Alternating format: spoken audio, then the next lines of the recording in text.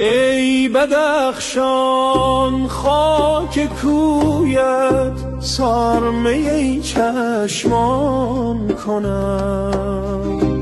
من فدایی خاک پاکت هست و بود و جان کنم. هر سرودی خویش را در وصف تو پنهان کنم. در هوایت ناله ها چون بلبلی خوشخوان کنم. دایما توصیف من از شیوه ها شغنان کنم.